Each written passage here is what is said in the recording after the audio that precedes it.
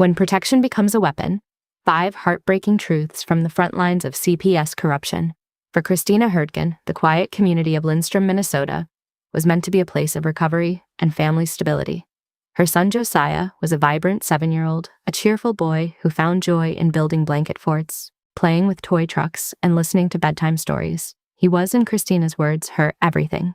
But in an instant, the state of Minnesota transformed from a silent overseer into an intrusive force of destruction.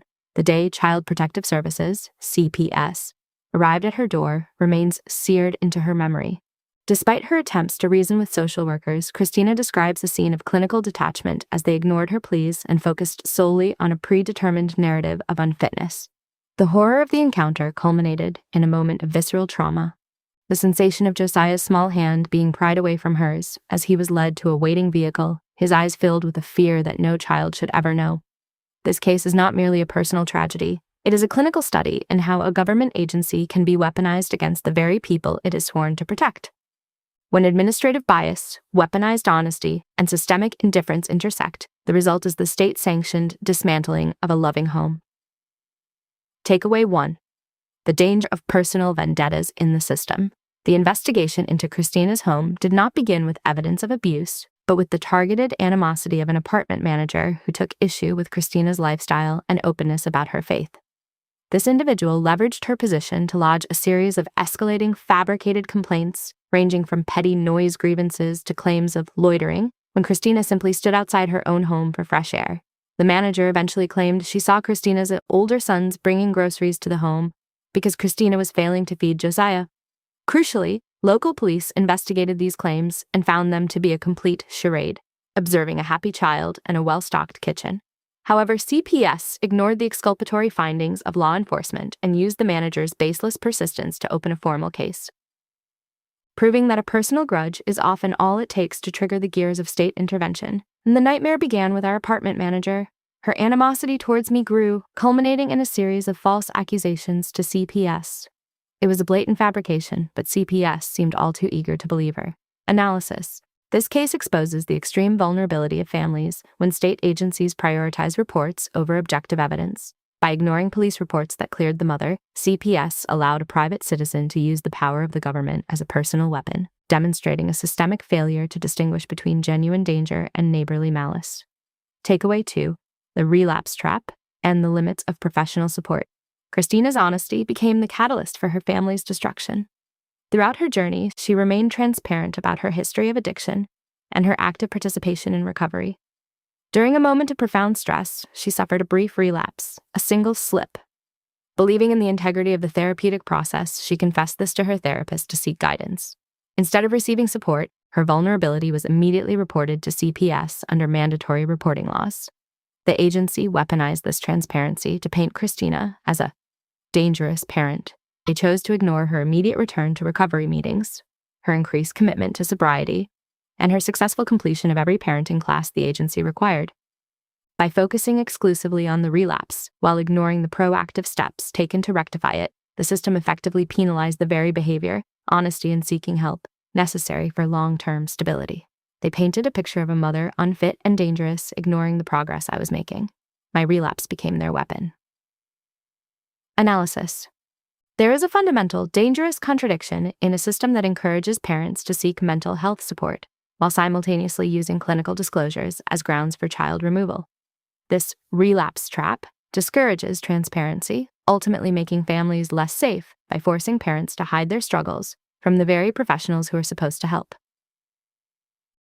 Takeaway 3. Accusations without evidence, the burden of proof. Among the most damaging allegations was the claim by CPS that Christina had failed multiple drug tests for methamphetamine.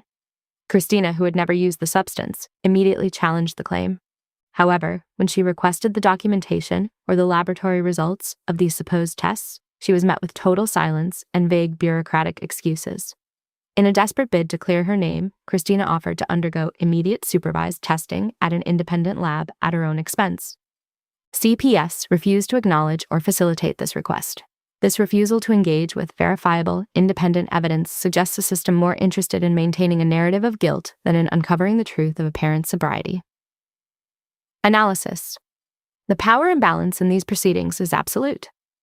When a government agency can level life-altering drug charges without providing the underlying evidence to the accused and subsequently blocks the accused from providing independent proof of innocence, the burden of proof is effectively dead.